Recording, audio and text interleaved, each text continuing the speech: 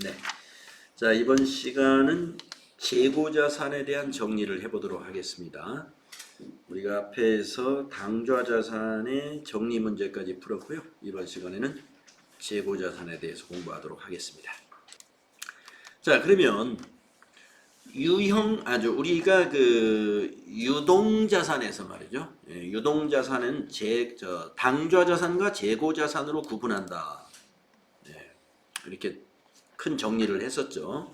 그러면 이제 당좌자산은 다 정리가 됐고 남은 게 이제 재고자산인데, 재고자산은 어떤 자산을 의미하는지 밑에 설명이 두 줄로 나와 있습니다. 재고자산이라는 것은 정상적인 영업 과정에서 판매를 위하여 보유하거나 생산 중에 있는 자산과 생산 또는 서비스 제공 과정에 투입될 원재료나 소모품 형태로 존재하는 자산을 말합니다. 자, 그러니까 모두 우리가 생산에 투입된다 그랬으니까 생산에 투입될 원재료나 소모품은 나중에 제품이 되는 거잖아요. 그리고 생산 중에 있는 것은 제공품이고요.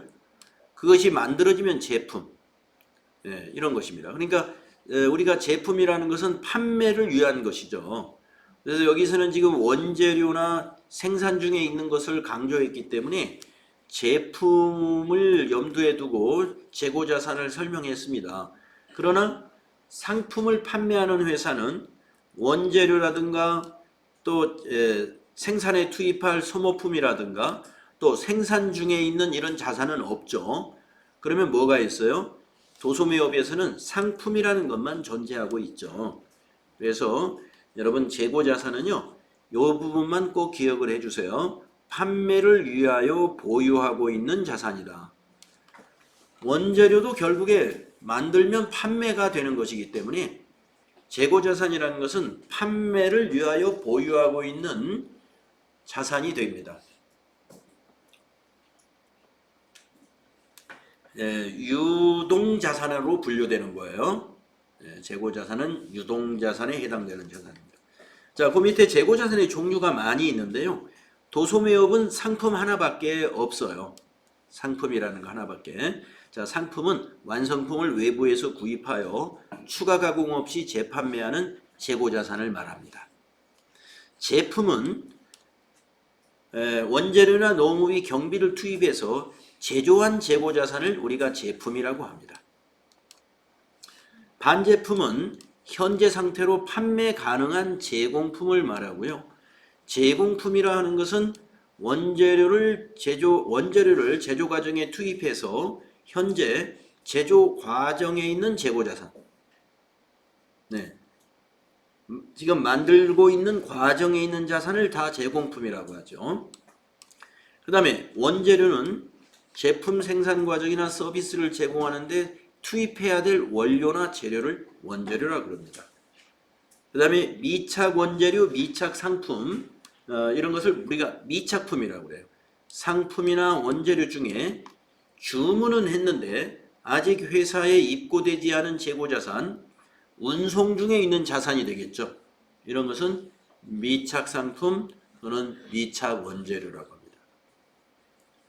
또 소모품이라고 하는 것은 소모성 물품을 구입해 가지고요, 제품의 생산에 아직 투입되지 않은 자산 상태의 재고자산, 제품 생산에 투입되지 않은 자산 상태의 재고자산을 우리가 소모품이라고 그러죠. 그래서 이 재고자산의 종류도 이렇게 한 7가지 정도로 구분할 수가 있는데요. 업종에 따라서는 도소매업이다 그러면 상품이라는 재고자산 하나만 쓰기도 하죠. 우리 FAT 1급에서는요, 상품 요 하나만 쓰게 될 거고요. 나중에 TAT 2급 가게 되면 제품, 기말 제품 재고액, 기말 제공품 재고액, 기말 원재료 재고액, 기본적으로 제조 원가에 반영되는 원재료, 제공품, 제품 이런 것 등이 더 추가될 겁니다. 그리고 소모품도 도소매업에서 소모품도 재고자산으로 출제가 되고 있습니다. 소모품도. 자, 재고자산의 개정 과목 살펴봤습니다. 그러면 이번에는 재고자산의 취득 원가는 어떻게 산출하는가? 네, 어렵지 않습니다. 재고자산의 매입에 관련된 모든 부대 비용을 원가에 포함한다. 요게 원칙이에요. 이 원칙만 아시면 어려울 게 없습니다. 재고자산의 취득 원가는 부대 비용을 모두 포함한다. 이거죠. 그래서 설명을 다 읽어보시게 되면은 재고자산 매입대금에다가 매입과 관련하여 지불한 운반비, 수수료, 하역비, 보험료, 세금 등 두루두루 비용을 모두 원가에 포함한다 이런 얘기예요. 세금 중에서는 환급받는 세금은 포함되지 않아요. 네, 환급받는 세금이 뭐가 있느냐면은 우리가 이제 재무회계 이론 끝나고 나중에 부가가치세 이론 공부하실 때 매입세액이라는 것은 환급을 받는다 이걸 아시게 되거든요. 부가가치세는 매입세 부가가치세는 재고자산의 원가가 아니다 이런 얘기죠. 그런데 환급을 받지 않는 가령 관세 같은 거 우리가 상품을 외국에서 수입할 때 통관하면서 관세를 지불하게 된다라고 하면은 그거는 환급 받을 수 없어요. 그런 것은 원가에 포함됩니다. 네, 원가에 포함됩니다. 그래서 부가가치세도 만약에 환급을 못 받는 부가가치세가 있다면 그것도 원가에 포함돼요. 그래서 세금도 환급받지 않는 세금들은 전부 재고자산의 매입원가에 포함된다. 이걸 알아두시고요. 그럼 분계를 어떻게 하느냐? 간단해요. 만약에 상품을 매입했다. 그러면 차변의 상품. 원재료를 매입했다. 그러면 차변의 원재료. 이렇게 자산 증가니까요. 재고자산 계정 차변에 기입하는 겁니다. 네. 구입했으면 재고자산 계정 차변. 대변에서 현금으로 샀으면 대변의 현금. 자산 감소가 되겠죠. 보통예금에서 이체했으면 대변의 보통예금. 이렇게 되겠고요. 여기서는 외상매입금이라고 했네요. 외상매입금은 부채예요. 부채. 외상매입금은 유동부채로 분류되는 매입 채무에 해당이 됩니다. 상품을 외상으로 샀으면 대변이 외상매입금 되겠습니다.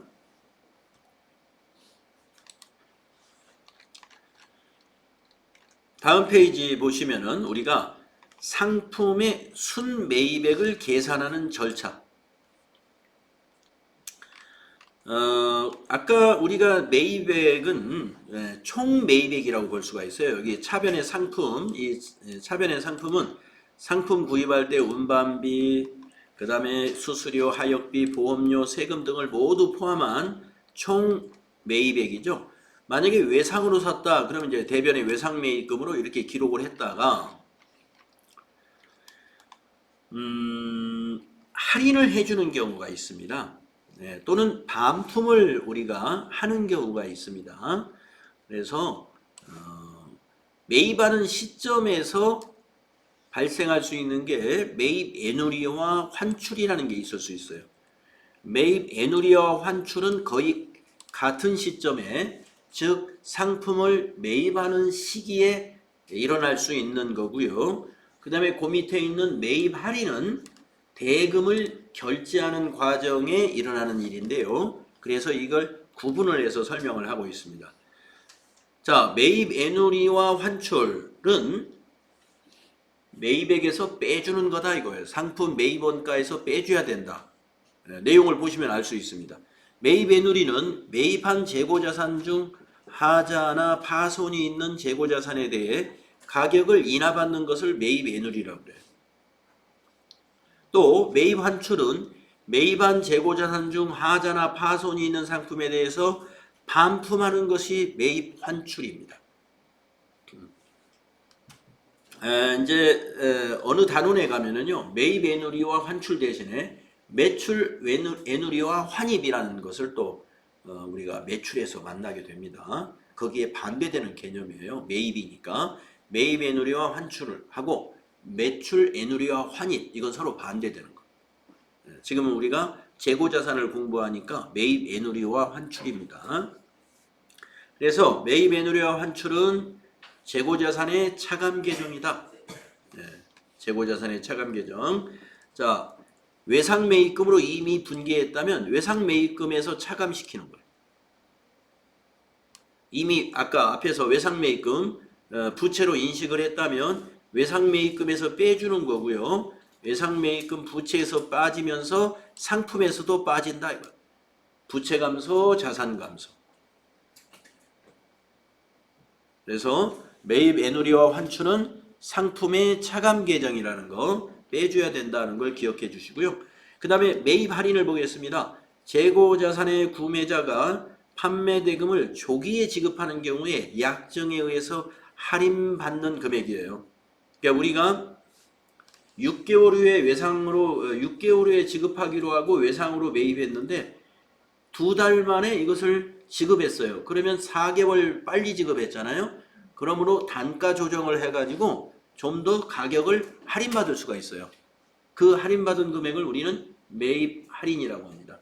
매입 할인도 똑같이 매입 애누리와 마찬가지로 상품에서 차감시킵니다. 그래서 결론은 이거예요. 여러분이 상품의 순매입액 이거를 계산하는 방법을 여러분이 알아두시면 됩니다. 상품의 순매입액은 총 매입액에서 3가지를 빼줘야 된다는 거. 매입 애누리와 매입 환출 그리고 매입 할인을 빼야만이 순매입액이 나온다 하는 걸 기억하시면 되겠습니다. 총 매입액은 부대 비용을 다 포함한 것이 총 매입액이죠. 거기에서 빼줄 것은 3가지. 매입 애누리, 환출, 매입 할인. 만약에 매입 애누리나 환출이나 할인이 없으면 안 빼주면 되는 거예요. 있으면 빼주세요. 네, 그래서 우리가 상품 계정에 차변에 와야 될 금액은 매입 애누리, 환출, 할인은 빼준 금액이 와야 돼요. 빼준 금액이. 나중에라도 빼줘야 됩니다.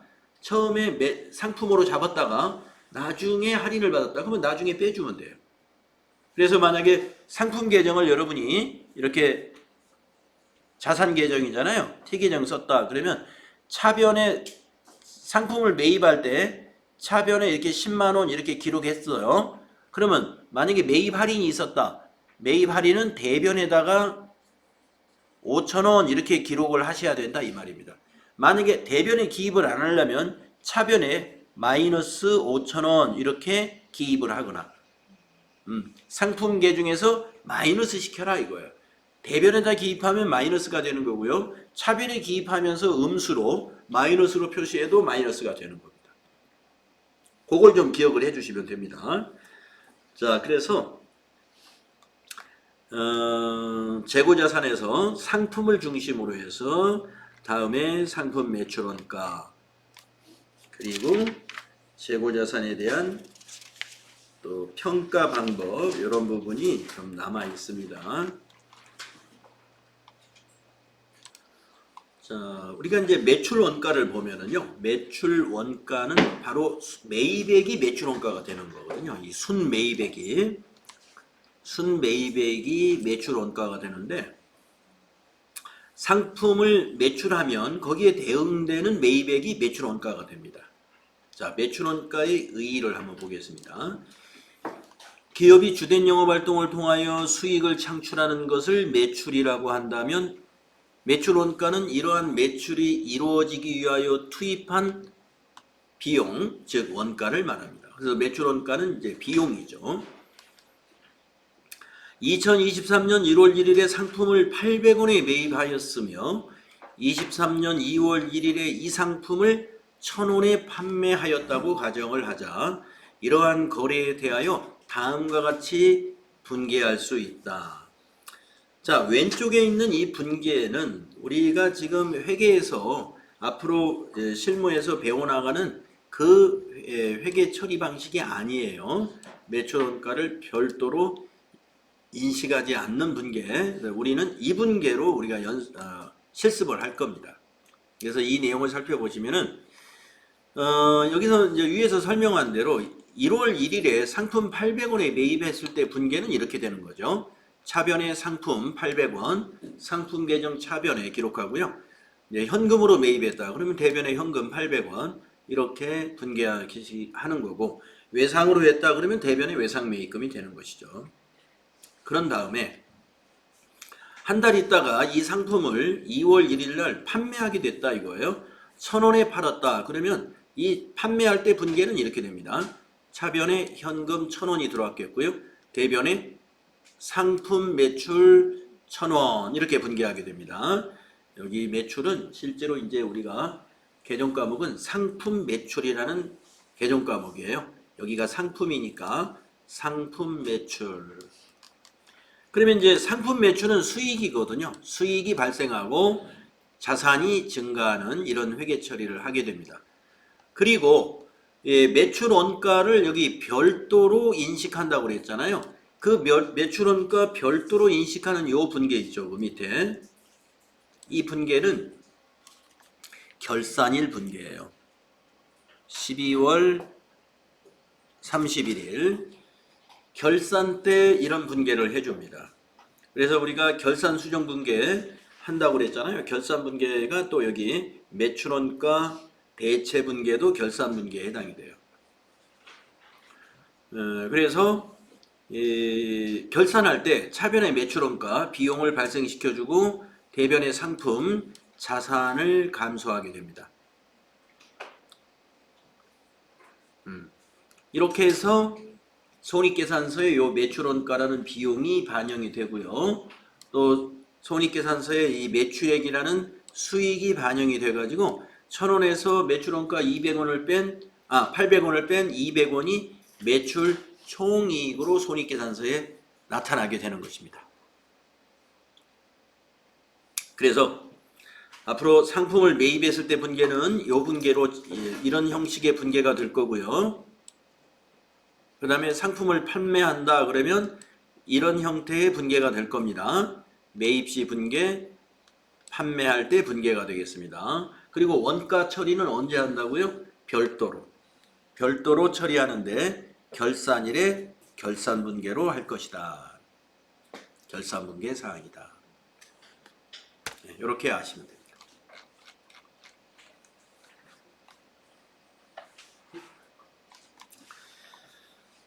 자, 이 부분에 설명이 있는데요. 이 부분 설명 그렇게 중요하지 않습니다. 제가 앞에서 여러분 설명드린 그 내용을 그대로 이해해 주시면 되겠고요. 그러면 다음에 이제 매출원가의 공식, 매출원가 공식, 그리고 상품 계정의 기록 방법을 살펴보도록 하겠습니다. 상품 매매업의 매출원가를 구하는 기본 공식은 이와 같아요. 기초 상품 재고액에다가 단기 상품 매입액을 더해가지고 기말 상품 재고액을 빼주면 이것이 상품 매출원가가 되는 것입니다. 자, 상품 매출원가는 상품 매출원가 항목을 포함해서 4개의 항목이 필요하네요. 4개의 항목. 4개의 항목이 필요하죠. 요 2개 항목은요. T계정에 옮겨 적으면 요거는 차변 항목. 그리고 요 2개 항목은 대변 항목이에요. 그래서 공식으로도 알아두실 필요가 있지만 동시에 T계정을 그려서 상품 계정의 차변에는 뭐가 온다? 기초와 단기 매입이 온다. 대변에는 뭐가 온다? 상품 매출원가와 기말 재고액이 오는 것이다. 그 밑에 거를 한번 이 숫자를 T계정에 한번 대입을 해볼게요. 예를 들어 기초 재고액이 30원, 단기 매입액이 70원.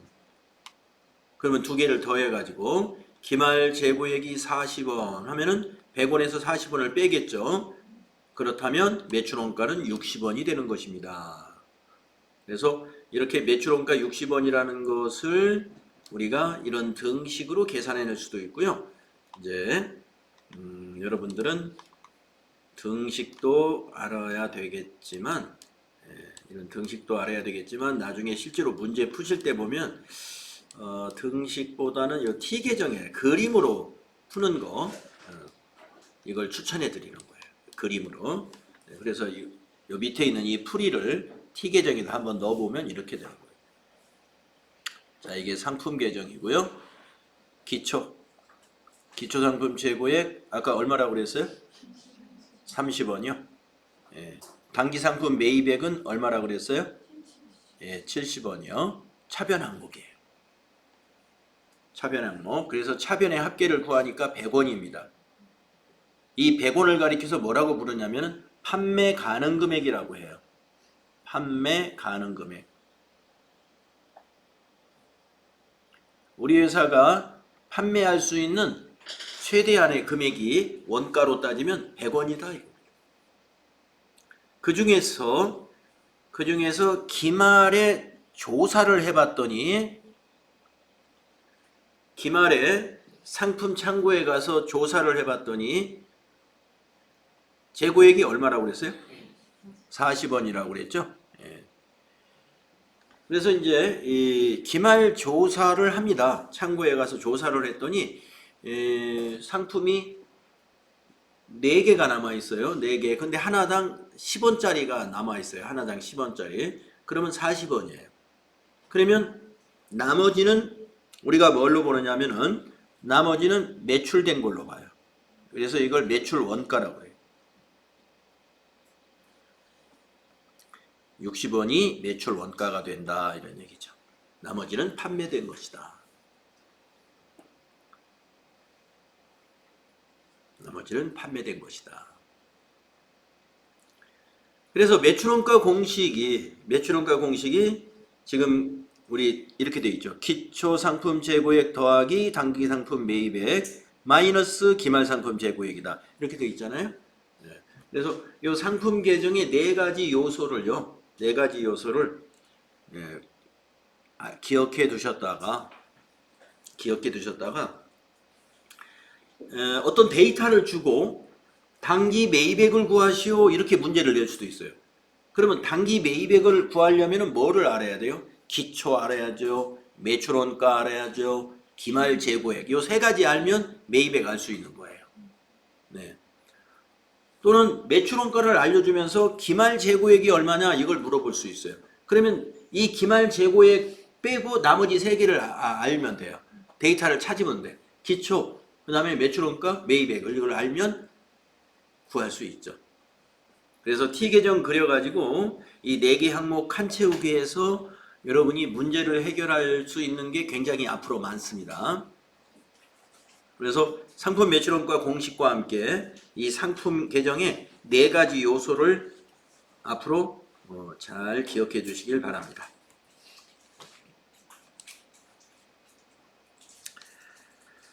자, 그러면 이제 기말 재고 자산을 평가하는 것을 또 알아보도록 하겠습니다. 기말 재고 자산의 평가는 뭐냐면은 아까 우리가 기말 재고 금액이 40원이다 라고 하는 것은요. 우리가 그걸 어떻게 계산을 해내느냐 하는 것입니다. 먼저 수량을 조사해야 돼요. 수량을. 장부에서 수량을 파악하는 것은 장부의 입고와 출고를 계속 기록하면 수량 파악이 되겠죠. 또 실지 재고조사는 현장에 가서 창고에 가서 재고조사를 해야 되겠습니다. 자, 그러나 우리는 대부분 다 모든 기업이 혼합법으로 하고 있습니다. 장부에 기록을 하면서 동시에 실지로 재고조사를 하는 것을 병행하고 있어요. 병행하고 있습니다. 그래서 수량의 결정 방법은 3가지가 있는데 대부분 다 혼합법으로 수량이 결정되고 있다. 이렇게 보시면 되겠습니다. 그래서 재고자산을 평가하려면 먼저 수량 파악을 해야 된다. 재고조사라고 하는 거예요. 재고조사. 그래서 재고조사를 한 다음에 그 다음에 수량이 파악됐으면 이제 단가를 결정해야 됩니다. 우리가 단가를 곱하면 수량에다 단가를 곱하면 그게 재고 금액이 돼요. 그래서 단가를 결정하는 방법을 알아보겠습니다. 상품을 매입할 때마다 단가가 계속하여 변동되는 경우가 대부분이다. 이런 얘기죠. 그리고 이제 판매되는 재고자산의 단가 흐름을 어떻게 가정할 것인가를 정해야 됩니다. 지금 남아있는 재고를 우리가 얼마짜리로 볼 거냐 하는 것은 지금 그동안 어떻게 매입이 됐고 판매된 것을 어떻게 판매됐다는 것을 가정을 해가지고 정한다는 거예요. 근데 개별법은 가정이 아니라 완전 사실을 가지고 우리가 결정하는 거거든요. 개별법이라는 것은 개별 상품에다가 전부 단가표를 붙여놨고 재고조사할 때 그 단가까지 다 조사하는 거예요. 네. 그래서 개별 상품 하나하나에 단가가 다 기록되어 있기 때문에 재고조사하면서 동시에 금액도 조사가 됩니다. 네. 그렇기 때문에 이 개별법이라는 것은 장점하면은 가장 정확한 방법이다. 가장 정확한 방법. 그리고 수익과 비용에 가장 정확하게 대응시킬 수가 있어요. 그러나 단점이라고 하면은요, 거래량이 많은 경우와 이런 또 수량이 많은 경우 이걸 개별법으로 재고자산을 관리하기가 어려운 점이 있습니다. 그래서 이 개별법은 고가의 상품 같은 경우는 대부분 개별법을 쓰지만 고가의 상품이 아니고 이게 포장 단위가 뭐 벌크라든가 뭐 이렇게 중량으로 관리하고 이런 데서는 불가능한 거예요. 왜냐면은 벌크로 사다가 갖다가 창고에다 부어놓거든요. 그 탱크 같은 데다. 그러면 한 달 전에 매입한 것이 아직 팔려나가지 않았으면 한 달 후에 매입한 거하고 같이 거기에 섞이게 돼요. 그러면 어디서 어디까지가 1개월 전에 매입한 상품이고 어디서 어디가 지금까지 매입한 상품인지를 구분하기가 어려워지는 거죠. 그래서 꼬리표 붙이는 것이 불가능한 그런 것도 있습니다. 그래서 고가의 귀금속이라든가 이런 것은 개별법으로 해야 되겠지만 그 외에 수량이 아주 많은 거라든가 거래가 아주 빈번한 거 이런 것들은 개별법으로 하기가 힘들다. 그래서 이제 가정법을 쓰게 되는데 가정법은 이 네 가지가 있습니다. 선입, 선출, 후입, 선출 서로 반대되는 거고요. 이동평균, 총평균 이 두 가지는 평균을 내는 방법입니다. 네, 선입, 선출 여러분 이거 이 얘기 들어보셨는지 모르겠어요.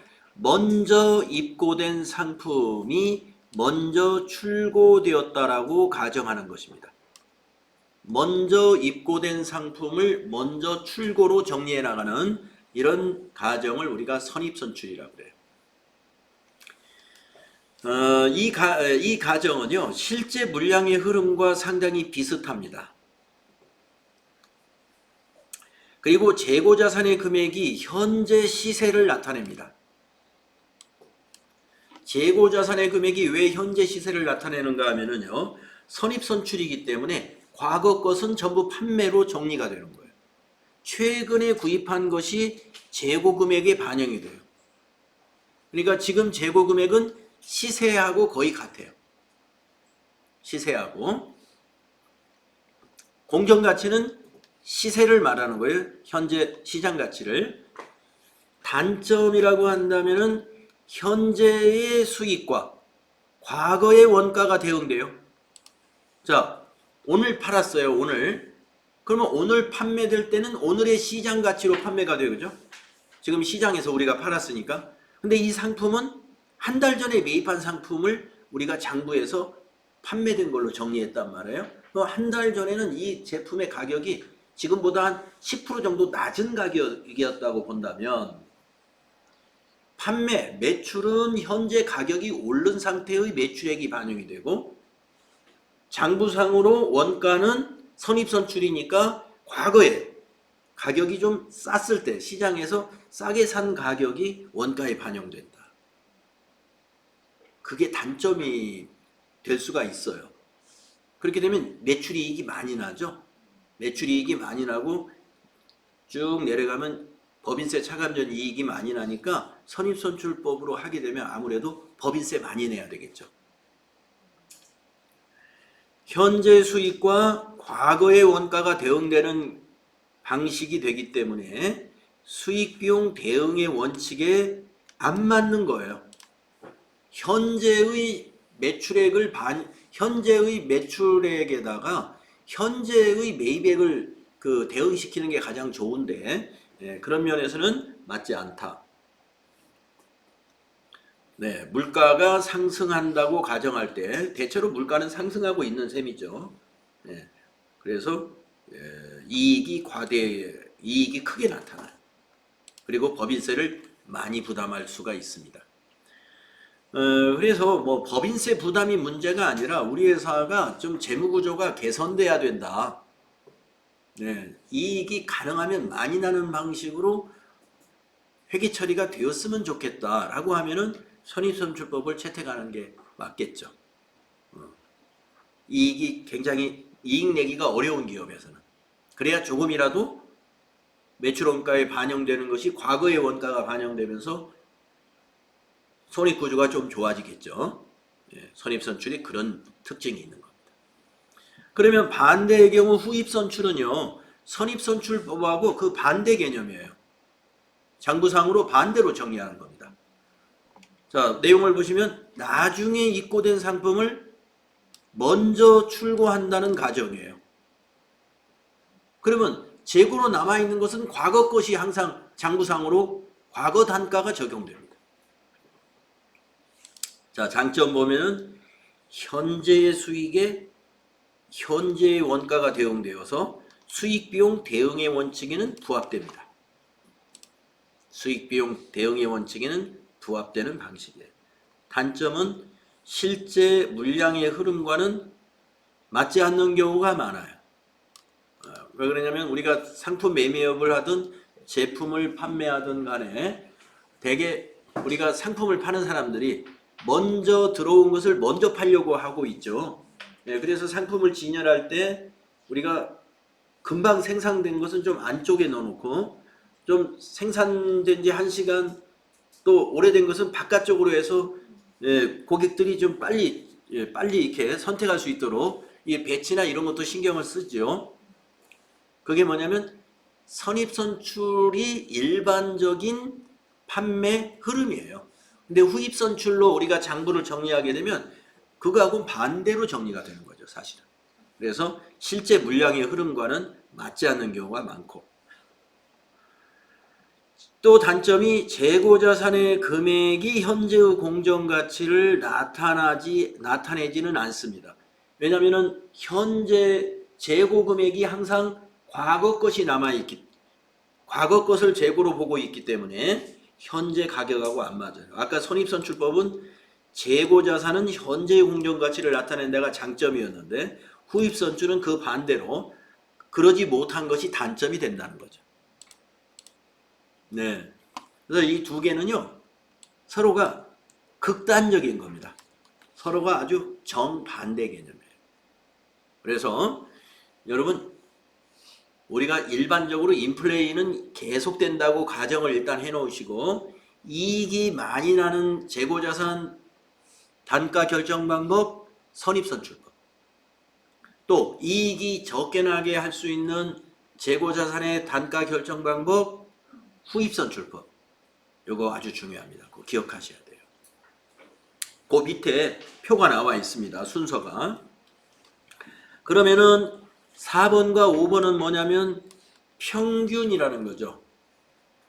평균인데 이동평균은요, 구입을 할 때마다 평균을 내서 매출원가를 그때그때 산출합니다. 총평균은 기말에 또는 월 계산한다. 그러면 월말에 한 번에 평균을 냅니다. 그래서 총평균이 가장 간단한 평균 방법인데요. 이 평균법은 어떤 이익을 많이 내거나 적게 내거나 하는 그런 의도하고 전혀 관계가 없어요. 가장 무난한 방식. 그냥 무난한 방식. 평균값을 적용한다는 것이죠. 그래서 이동평균을 보시면 매입할 때마다 평균 단가를 구한다. 굉장히 복잡합니다. 그러니까 뭐 컴퓨터 프로그램이 할 테니까 뭐 저기 하진 않겠지만 만약에 수기로 장부를 쓴다 그러면 매입할 때마다 평균 단가를 구해서 적용을 해야 되기 때문에 수기로 한다면 다소 복잡해요. 총평균은 기말에 총 입고 금액을 총 입고 수량으로 나누어서 평균 단가를 딱 구해서 매출 수량에다 곱하면 매출 원가가 되고 재고 수량에다 곱하면 재고 금액이 되는 아주 간단한 방식입니다. 장점이 뭐예요? 가장 간편하다. 이익의 조작 가능성이 낮다. 거의 없다고 보시면 돼요. 이익을 조작하려고 하지는 않는다. 그리고 단점으로는 기초재고가 기말재고의 단가에 영향을 준다. 평균을 내다 보니까 기초재고도 평균에 포함이 되기 때문에 영향이 있다. 이런 정도 알아두시면 되겠습니다. 그래서 이 밑에 보시면은요. 정리가 된 게 있는데 자, 재고자산의 금액이 어떻게 평가되느냐? 먼저 수량을 조사한다. 그런 다음에 단가를 결정해서 반영을 한다. 이런 얘기입니다. 개별법 쓰는 회사는 그냥 수량 조사하면서 단가까지 같이 조사가 되겠죠. 시험에서는 개별법은 거의 시험에 안 나와요. 개별법은 안 나오고 가정하는 것으로 해서 선입선출이 제일 많이 나올 것 같고요. 그 다음에 총평균법이 가장 그 다음에 많이 나옵니다. 선입선출과 이제 총평균법으로 문제는 많이 내는 셈이고요. 선입선출의 반대 개념 후입선출법 또 이동평균법도 함께 알아두셔야 돼요. 자, 수량 파악 방법은 아까 말씀드렸죠. 혼합법을 실제로 많이 쓰고 있다고 보시고 방법은 이론적으로 세 가지가 있다. 계속 기록, 그 다음에 실지 재고 조사, 그 다음에 혼합법 이렇게 해서 세 가지가 있다. 그 다음에 밑에 보시면은 아까 제가 이익 얘기를 했는데 물가는 계속 상승된다고 가정을 하시고 어느 방법이든 간에 재고 수량만 동일하다면 단가 산정 방법을 비교를 한 표가 있는데요. 당기 순이익이 많이 나는 순서가 요 밑에 이 순서가 됩니다. 선, 이, 총, 후. 첫 자를 외울 때 이렇게 선자가 이제 선입, 선출. 이 하면 이동평균. 총 하면은 총평균법. 그 다음에 후 하면은 후입, 선출이 돼요. 그래서 여러분이 이익이 많이 난 순서 선이, 총, 후. 이거는 암기사항이 되겠습니다. 자, 당기순이익이 많이 나는 순서는 다른 말로 매출 총이익이 많이 난다는 얘기도 되고요. 동시에 기말 재고액은 조금 있다. 법인세 비용이 법인세가 많아진다는 말도 됩니다. 당기순이익이 크다는 것은 그 전에 매출 총이익이 컸기 때문에 크다고 볼 수가 있고요. 따라서 또 법인세 차감 전 이익도 커지기 때문에 법인세 비용도 커진다. 이렇게 같은 요 순서가 같다는 거고요. 그러면 우리가 이 기말 재고액하고 도대체 당기순이익이 무슨 관계가 있느냐? 또 매출 원가하고 이게 이 기말 재고액과 매출 원가 그리고 요 이익 간의 관계를 한번 알아보겠습니다. 이익 간의 관계.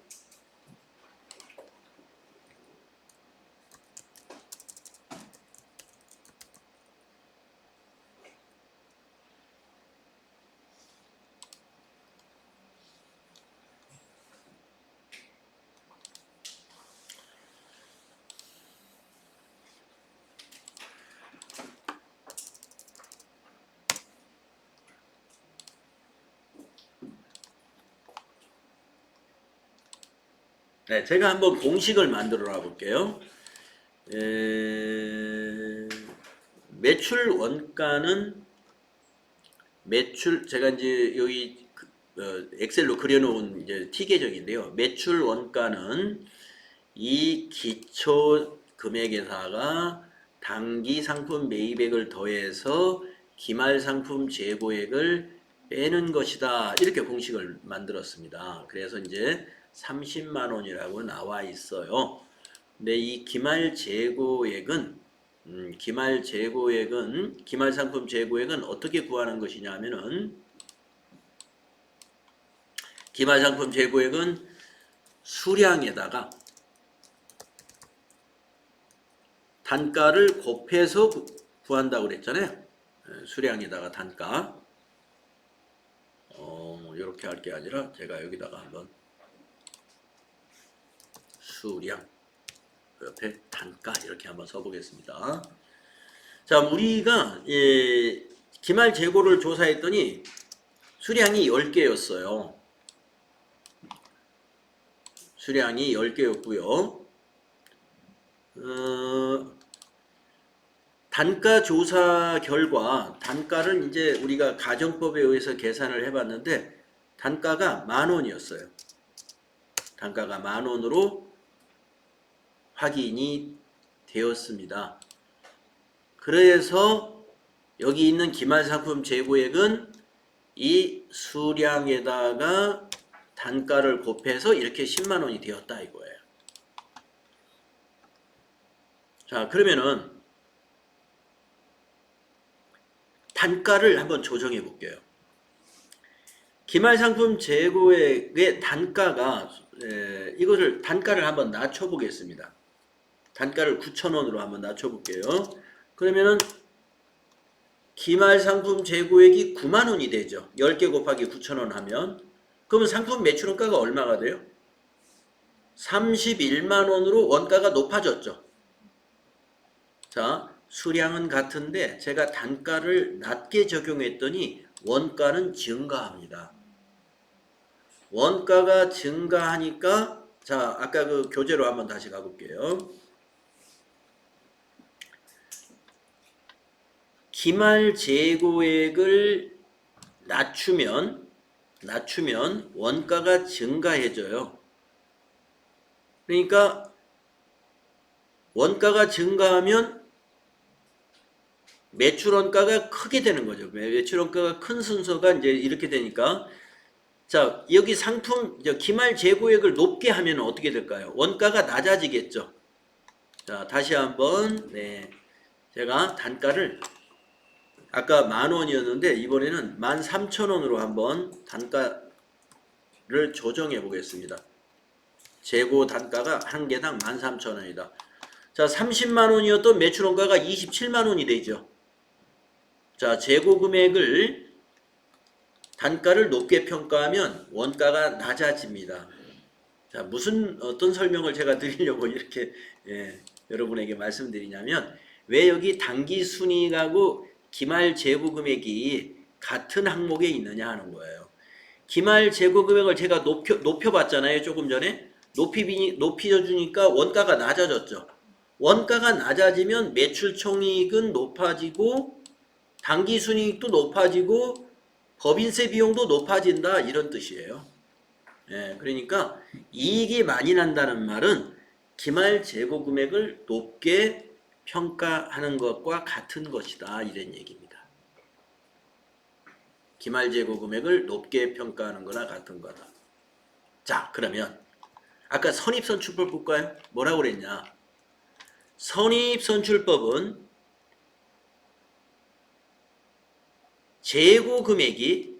재고자산의 금액이 현재의 공정가치로 나타내주고 있다 그랬죠. 그러면 가격이 이렇게 오르고 있기 때문에 현재가 가장 높은 가격이에요. 가장 높은 가격을 재고로 본단 말이에요. 가장 높은 단가를 재고 단가로 보고 있어요. 그러기 때문에 재고 금액이 크게 표현되는 거예요. 수량은 같지만 재고 금액이 크게 표현돼요. 그런데 후입선출법은 어떻게 돼요? 후입선출법은 과거의 단가가 재고가 돼요. 자, 과거에는 단가가 9,000원이었다고 볼까요? 9,000원. 그랬더니 재고 금액이 9만 원이 됐어요. 그러니까 매출원가가 31만 원으로 또 껑충 올라가 버렸죠. 그 차익만큼 올라간 거예요. 후입선출법은 과거의 단가가 적용되기 때문에 재고 금액은 낮아지고 원가는 커진다. 그래서 이익이 적어진다 이런 말씀입니다. 이해가 되셨는지 제가 설명을 잘 못했는지 모르겠어요. 네, 이해가 되셨죠? 자, 그래서 이 그림 보시고, 그래서 여기서 중요한 건 이익이 큰 순서입니다. 선의, 총후. 그 다음에 밑에 보시면 매출원가가 큰 순서예요. 매출원가는 이익하고 반대로 가잖아요. 그래서 선의, 총후인데 부등호가 거꾸로 뒤집혀진 거예요. 그래서 여러분은 우리는 이 당기순이익이 큰 순서 또는 기말 재고 금액이 큰 순서, 법인세 비용이 큰 순서를 이렇게 기억하시면 되겠다 하는 겁니다. 이렇게 하시고 우리가 이제 회계 처리를 하고 있는 사람으로서 만약에 재고자산의 평가를 우리가 이익이 많이 나는 쪽으로 평가 방법을 선택을 해야 되겠다라고 한다면 선입선출법이 가장 이익을 많이 내는 방법이다. 이익을 좀 낮게끔 하고 싶다 그러면 후입선출법. 네. 이렇게 되면은 이제 이익 조작에 오해를 받을 수가 있거든요. 이 두 가지는 한 가지 방법을 꾸준히 적용하면 상관이 없겠습니다. 네, 그래서 그런 이익 조작과 전혀 관계없이 오해받지 않고 처리해야 되겠다. 그러면 계산이 편한 총평균법 이런 걸 적용하시면 되겠습니다. 자, 그러면 이번 시간은 여기까지 하도록 하겠습니다.